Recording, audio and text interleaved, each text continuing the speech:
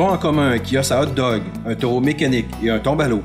Ce sont tous des items de la collection exclusive de Crapules et Malcommodes, cette entreprise axée sur la famille qui offre la location de jeux gonflables, d'items festivaliers et de services de restauration festivalière. Inspirés par la joie de vivre de leurs deux enfants, Donovan et Malcolm, Christian Larche et Nathalie Audet ont créé cette entreprise unique en Abitibi-Témiscamingue afin de faire vivre à la population de la région de purs moments de bonheur. Enseignant à la commission scolaire à Ricana, Christian Larche est un vrai passionné de hot dog. Désirant partager sa passion, il a fait l'acquisition en 2005 d'un kiosque à hot dog de type new-yorkais qu'il opérait en plein centre-ville d'Amos durant la période estivale. C'est la création du hot dog Le Malcommode qui a fait la réputation de ce kiosque, visité à toute heure du jour et de la nuit par les familles et les citoyens mossois. Mais le besoin de relever de nouveaux défis s'immisçait tranquillement dans l'esprit du jeune entrepreneur. 2008 aurait été l'année qui aura marqué l'histoire de Crapules et Malcommodes, alors que l'entreprise se développe autour de la location de jeux gonflables de toutes sortes et pour tous les âges. Aidée par le CLD d'Abitibi, la SADC Aricana et Amos Toyota, l'entreprise fait l'acquisition de nombreux jeux répondant aux besoins d'une clientèle sans cesse grandissante. Aujourd'hui, Crapules et Malcommodes possède 50 jeux gonflables différents, suscitant rire et plaisir. Membre de l'Association internationale des parcs d'amusement et d'attractions, Crapules et Malcommodes bénéficie aujourd'hui d'un riche réseau de contacts auprès des manufacturiers et d'entreprises similaires à travers le monde. Sa participation à divers événements et expositions lui permet d'être à l'affût des nouvelles tendances et d'innover pour le bénéfice des familles de la région. En avril 2012, dans le cadre de son dernier gala élite, la Chambre de commerce d'Amos Région a décerné un lauréat à Crapules et Malcommodes dans la catégorie La Nouvelle. Cette catégorie souligne une entreprise qui s'est distinguée par l'atteinte de ses objectifs et de sa rentabilité. Hiver comme été, à l'extérieur comme à l'intérieur, Crapules et Malcommodes est là pour aider les 7 à 77 ans à fêter ça en grand. Je suis en compagnie cette semaine de Christian Larche, propriétaire de Crapules et Malcommodes. Bonsoir, Christian. Bonsoir. Merci d'avoir accepté notre invitation. Merci. Dans la préparation d'entrevue, c'était facile à constater que vous étiez un passionné du hot dog. Je dois malheureusement dire que pour moi, c'est probablement tout le contraire. J'ai un dégoût surtout pour la saucisse, mais pour le hot dog en général. Comment on devient passionné du hot dog? La passion a toujours été là. Ça me surprend que tu n'aimes pas le hot dog, parce que selon moi, le hot dog est à l'alimentation ce que le T-shirt est à l'habillement. Peu importe les classes sociales, peu importe d'où on vient, un hot dog, c'est bon. Bien, je vous laisse vous convaincre tout le long de l'entrevue que je pourrais peut-être changer d'idée.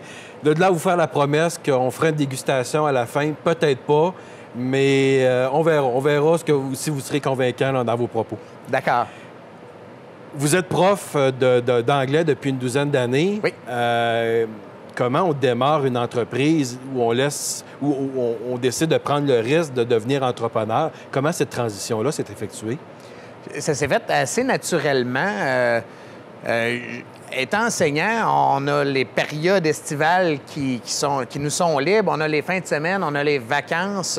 Ça laisse beaucoup de temps libre. Puis, lorsqu'on a des idées comme ça qui nous passent par la tête avec le temps libre, puis le goût de foncer, puis le goût de se réaliser à travers des projets, bien, pourquoi pas? Et quelle a été justement cette idée-là? Je comprends que c'était, encore une fois, le hot dog qui a été prédominant dans votre première idée d'affaires. Oui. Est-ce que vous pouvez nous en parler un peu? Ben oui, étant enseignant, à chaque année, j'organisais un voyage avec mes élèves. J'amenais une quarantaine d'élèves en milieu anglophone aux États-Unis, à New York, à Boston, à Toronto, Niagara Falls. Puis je leur demandais de mettre en pratique ce que je leur enseignais en classe. Okay. Puis lorsqu'on regardait l'itinéraire d'une des journées à New York, je me suis rendu compte que l'engouement n'était pas envers la Statue de la Liberté, n'était pas envers le Empire State Building ou Times Square. C'était plutôt « Hein, on va manger des hot dogs sur le coin de la rue, comme dans un film! » Fait que, étant un passionné de hot dogs, comme tu as mentionné plus tôt, c'est de là que l'idée a commencé à germer. Puis, OK. Donc, vous revenez de ces voyages-là, vous concrétisez votre projet d'affaires que vous aviez en tête. Oui. Vous démarrez il y a quelques années, en 2005, je crois? En 2005 pour le volet restauration. OK. Oui. Donc, le kiosque de hot dog qui se promène à tous les soirs lors de la sortie des bars. Oui. Donc, c'est comme ça que vous avez commencé. Tout à fait. Avec, je crois, si mes informations sont bonnes, une saucisse qui est particulière que vous avez, avec laquelle vous avez commencé. Oui, c'était une saucisse qui était particulière du fait qu'elle avait un filet de fromage dans la saucisse. Ah oui?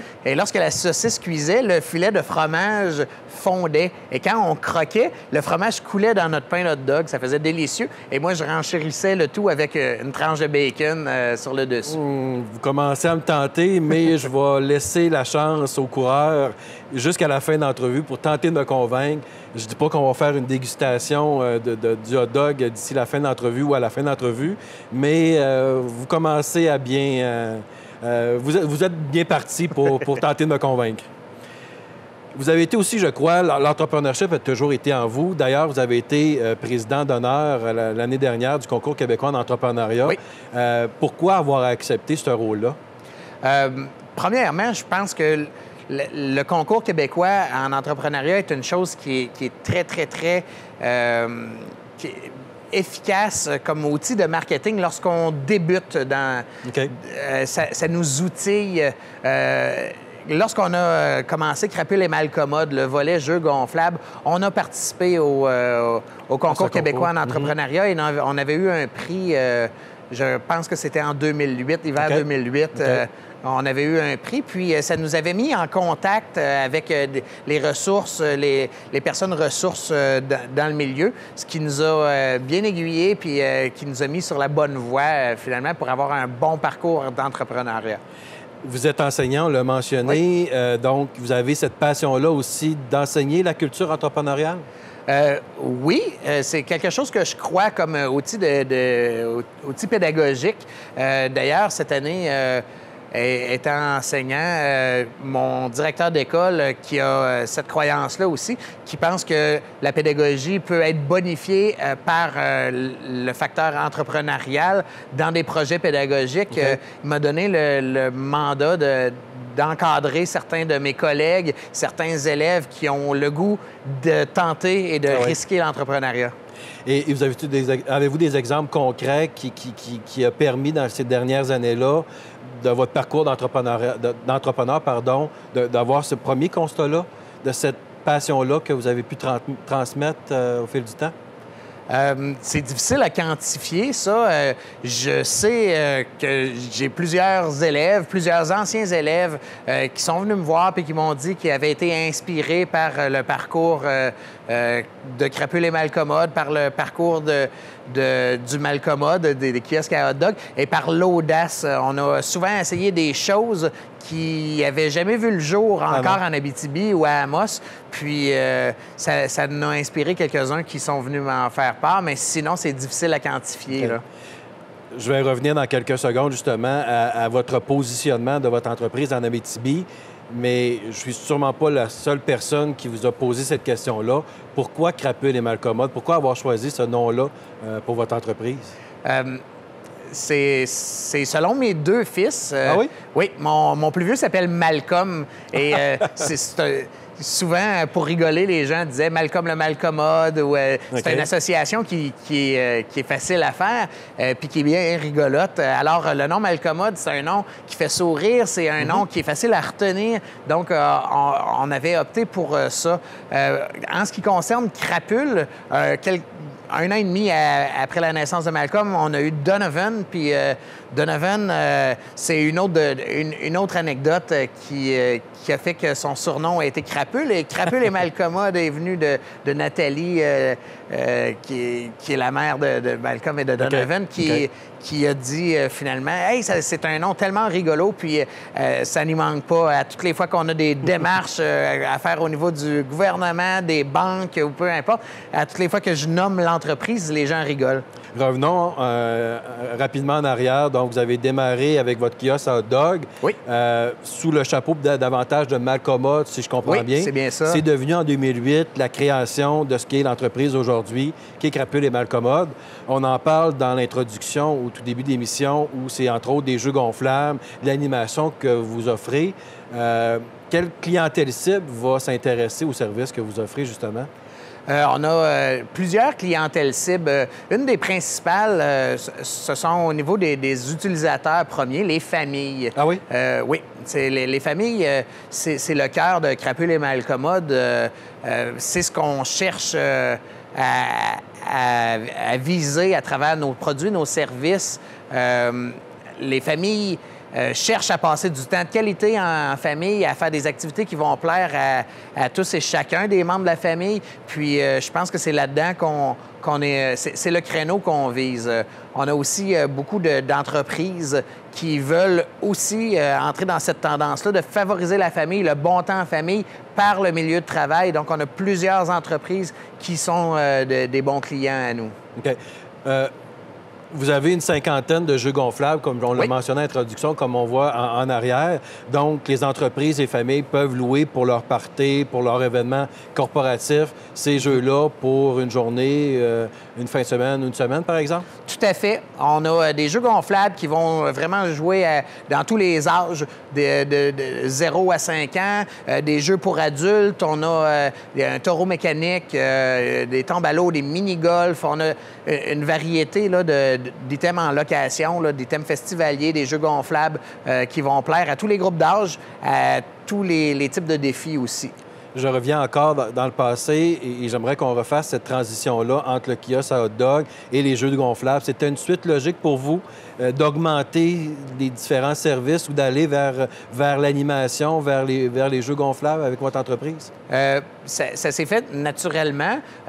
Étant donné que je participais dans plusieurs festivals dans la région d'Amos ici avec les hot dogs, je voyais ce qui se passait, puis des fois, je voyais aussi ce qui se passait pas dans les festivals, puis ce qu'on avait envie, comme parents, nous, de faire avec nos enfants. De faire vivre aussi aux enfants, oui. Puis là, c'est ça. Donc, on a commencé, à moi, à magasiner un taureau mécanique. Oui. On est tombé sur des sites qui vendaient des jeux gonflables. OK. Puis là, à ce moment-là, c'est là qu'on a commencé à regarder. Là, Donc, cette évaluation-là d'absence de divertissement qu'il peut y avoir en Abitibi, ça se conclut, dans le fond, d'une certaine façon, où il y a très peu d'entreprises comme la vôtre, donc vous avez très peu de compétition en Abitibi. Comment vous demeurez présent dans la communauté? Qu'est-ce qui vous distingue? Et comment l'entreprise, dans le fond, va pouvoir évoluer avec les années, selon vous? Notre entreprise va se distinguer, premièrement, parce qu'on a des produits uniques. On a des produits qui n'avaient pas fait leur entrée en Abitibi-Témiscamingue, des choses que souvent on voyait lorsqu'on allait à Montréal, lorsqu'on allait à Mont-Tremblant, Ah oui. lorsqu'on même on quittait le pays, on voyait ces choses-là comme un eurobungee ou un taureau mécanique. Nous, on a décidé d'innover en Abitibi-Témiscamingue en important ces choses-là ici, en les offrant sur le marché. Puis on continue, je crois, comme entreprise, de se démarquer, puis en s'impliquant socialement. On a des causes pour lesquelles on s'investit. Puis, comme je pense à Bouger pour ceux qui ont faim, puis le couloir de l'horreur et de la terreur qu'on fait à chaque automne. Donc, justement, par le nom de votre entreprise, on constate que la famille est très prédominante, elle est très importante pour vous. C'est une valeur que vous partagez par le type de service que vous offrez, justement? Tout à fait.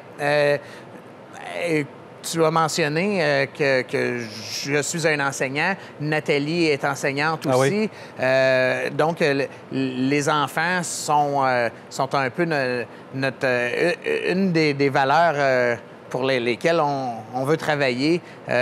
Nos enfants particulièrement, aussi ceux qu'on rencontre. Alors, c'est le noyau de nos valeurs puis de dans lequel on veut évoluer. Revenons sur vos enfants. Vous mentionnez que c'est à cause d'eux que le nom Crapule et Malcommode est venu. Oui. Est-ce qu'on peut s'attendre à que vos enfants grandissent, que votre entreprise grandisse au même rythme que vos enfants? On le souhaite. Nos enfants grandissent bien. Crapule et Malcommode grandit bien. Évidemment, on souhaite que l'entreprise prospère et se diversifie. Puis, on est dans des projets aussi grands que les idées grandioses de nos enfants. Est-ce qu'il y a des projets qu'on peut parler ce soir ou c'est des surprises? On a plein de belles surprises. Comme on a habitué nos clients et la population à recevoir de Crapule et Malcommode, on a plein de belles surprises. Donc, on peut s'attendre encore autant de créativité et d'innovation au cours des prochaines semaines, des prochains mois. Et encore plus? Oui. OK, ça promet. Vous êtes présent régulièrement dans les festivals, je suppose, dans la région. Si on revient encore une fois en arrière, quelle a été la réception lors de votre premier événement public que vous avez fait? Et encore une fois, je reviens à la transition du kiosque à hot dog, qui était déjà quand même une idée qui était très, très intéressante et qui était unique ici à Amos, mais d'aller avec des jeux gonflables qui étaient aussi uniques. Quelle a été la réponse que vous avez reçue sur le terrain en bon français? On a eu une très, très bonne réponse. On a eu notre premier contrat d'envergure a été la fête d'enfants Amos Toyota, qui avait été mis sur pied par des gens d'Amos Toyota il y a quelques années. Puis, il faisait affaire avec une entreprise à l'extérieur de la région. Okay. Puis, lorsqu'on a fait notre premier contrat avec eux, d'ailleurs, on les remercie beaucoup parce qu'ils nous ont donné un fier coup de main pour le démarrage de votre entreprise. C'est ce que j'avais dans ma préparation d'entrevue. Et j'aimerais justement qu'on aborde ce volet-là. Quand on démarre une entreprise comme la vôtre, ou peu importe le type d'entreprise, ça prend des partenaires financiers, des partenaires qui vont nous accompagner dans l'orientation du démarrage et du développement de l'entreprise. Et vous en avez peut-être 3 partenaires particuliers que vous voulez nous parler aujourd'hui. Il y a Amos Toyota. Quel a été le rôle que cette entreprise-là a joué? Amos Toyota, de par les principaux acteurs qui étaient dedans, étant Guy Gendreau à l'époque, qui était le président, qui était l'âme et le fondateur de la fête d'enfants Amos Toyota, et Rémi Drolet, qui est président d'Amos Toyota, nous ont vraiment donné un fier coup de main en signant quelques papiers pour faciliter notre financement. Ah oui, à ce point-là? Alors, ça, c'est un des premiers partenaires vraiment influents qu'on a eu, à qui on lève notre chapeau encore aujourd'hui. Et il y en a 2 autres, je crois, c'est le CLD Abitibi et la SADC Aricana. Oui, on a eu un service exceptionnel de ces organisations-là. Au niveau du montage de plans d'affaires et de toutes les technicalités de base avec lesquelles on n'était pas familier du tout. Donc, à ce niveau-là, le CLD a été un très fier partenaire. Puis, un petit peu plus tard, la SADC qui est venue nous donner un coup de main énorme en nous aidant à élargir notre éventail par un prêt à très, très, très bas taux d'intérêt et aussi en nous donnant un coup de main pour se rendre aux États-Unis, aller rencontrer les manufacturiers des jeux et se faire un bon réseau de contacts dans notre domaine. Intéressant. Et ça me permet peut-être de faire du pouce à ce que vous venez de mentionner. D'ailleurs, le CLD Abitibi et la SADC Aricana sont 2 partenaires de visionnaires d'affaires par l'intermédiaire de Plonge Vie tes passions, où ils sont là pour encourager et développer l'esprit entrepreneurial là, sur le territoire. J'aimerais maintenant qu'on se projette un peu dans l'avenir. À quel endroit vous voyez votre entreprise au cours des 5 ou 10 prochaines années? La question qui tue peut-être? Oui, c'est une question qui est très difficile à répondre, Martin. du fait que les idées affluent de tous les sens. Alors, une journée, il y a telle idée qui vient, une journée, il y a une autre idée qui vient. Une chose est sûre, c'est que Crapules et Malcommode va élargir ses services et va continuer de grandir, va continuer de divertir les familles témiscabitibiennes puis jamaisiennes aussi. Ah oui? Oui. Est-ce que c'est une façon peut-être d'avoir un scoop justement pour les téléspectateurs de TVC7? Un petit peu, juste. Le temps file, il nous reste peut-être 2 minutes avant la fin de l'émission. 2 minutes.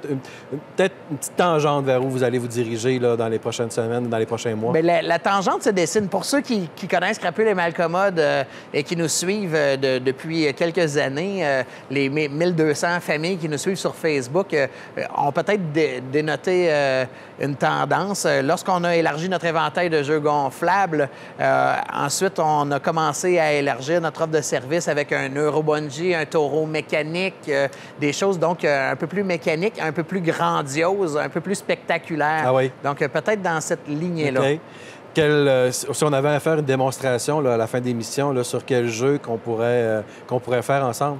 On pourrait tous les faire et finir ça par un hot dog. Oh! C'est vrai que j'avais promis de dire à la fin de l'entrevue si vous aviez été assez convaincant.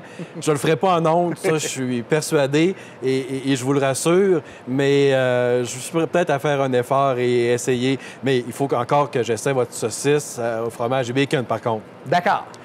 Dernière question en terminant. Si vous aviez, encore une fois, votre passion d'entreprendre qui est omniprésente et on le ressent très, très bien, votre côté pédagogue comme enseignant, si vous aviez à transmettre un conseil à un entrepreneur, peu importe son âge, qu'il soit un jeune entrepreneur, parce qu'on est jeune entrepreneur, peu importe l'âge, évidemment, c'est l'entreprise qui est jeune. Si vous aviez un conseil à lui transmettre, ce serait lequel? Je me sens un peu mal placé pour donner un conseil en entrepreneuriat à quiconque parce que chaque projet d'entrepreneuriat est vraiment différent selon les personnalités de chacun. Une chose est sûre, par exemple, c'est que ce que je peux dire, c'est que jamais j'ai regretté d'avoir risqué puis d'avoir tenté de m'épanouir. Puis je pense que quand on pense puis on songe à l'entrepreneuriat, c'est qu'on a quelque chose en dedans de nous qui fait que on a envie de se tester, on a envie de se dépasser, puis on a envie de s'accomplir pour sourire pleinement à ce qui nous arrive. Alors, foncez. Ah oui? Oui. Bien, c'est ce qu'on va retenir. Si vous permettez, on va faire une pause de quelques secondes. Oui. On va revenir pour le mot de la fin. On va se diriger en arrière sur le jeu gonflable et j'aurai peut-être une dernière question qui tue pour vous et pour nos téléspectateurs. D'accord. Donc, on se donne rendez-vous dans quelques secondes pour la fin et peut-être savoir un dernier scoop de la part de notre invité de cette semaine. À tout de suite.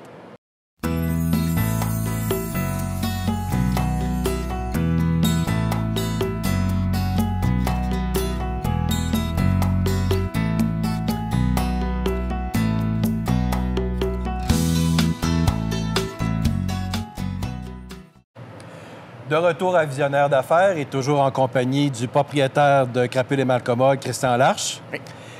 Je vous avais dit avant la pause que j'avais une dernière question en terminant pour vous. Mais juste avant, à chaque semaine, je m'entretiens avec le président de la Chambre de commerce d'Amos Région, Donald Blanchin.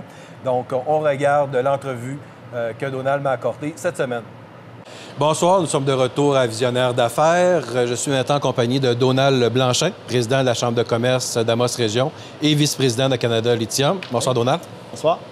Avant de débuter notre sujet cette semaine, j'aimerais qu'on aborde brièvement et surtout vous féliciter de votre prix que vous aviez remporté la semaine dernière à Québec lors du congrès de l'Association de l'exploration minière du Québec comme entrepreneur de l'année, je crois. Exactement. En fait, à chaque année, l'AEMQ donne un prix à un entrepreneur minier pour l'année en cours. Et puis cette année, c'est Québec Lithium, qui est une filiale de Canada Lithium, qui a gagné le prix pour le projet.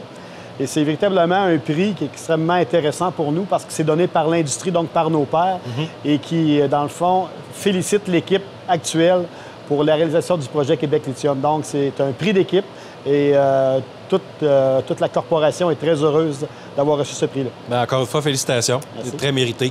Puis vous, nous parler un peu, nous dresser le portrait de ce que c'est la conception d'une entreprise minière quand elle vient en région, quand elle vient en Abitibi-Témiscamingue, par exemple. Ce qu'il faut voir quand une mine se bâtit, c'est que ça prend entre 5 à 10 ans à partir de la découverte jusqu'à l'opération d'une mine. À partir du moment où un gisement potentiel a été identifié, il y a de l'exploration. C'est souvent ce qu'on voit avec les foreuses un petit peu partout dans les champs ou dans les forêts, et même parfois sur des lacs, dans des barges, pour essayer de définir le gisement, sa richesse, sa grosseur. Suite à ces campagnes d'exploration-là, il y a des études. On appelle ça la mise en valeur, des études de pré-faisabilité et des études de faisabilité. Quand on est vraiment sûr que le projet a du potentiel, on fait ce qu'on appelle l'étude de faisabilité bancable, ce qui permet de connaître les coûts d'opération, les coûts de construction et la rentabilité du projet minier. À partir de ce moment-là, quand ce document-là a été validé par des équipes de professionnels, on va voir les banques pour essayer de financer le projet et construire la mine. Sur le territoire d'Amos Région, vous avez justement votre mine, Canada Lithium, qui est en opération. À quel endroit elle se situe exactement, la vôtre, en ce moment? En fait, actuellement, nous, les études ont été faites et la construction est en cours. Et on devrait tomber en opération dans les prochaines semaines. Ah oui? OK. Donc, ces étapes-là ont été faites.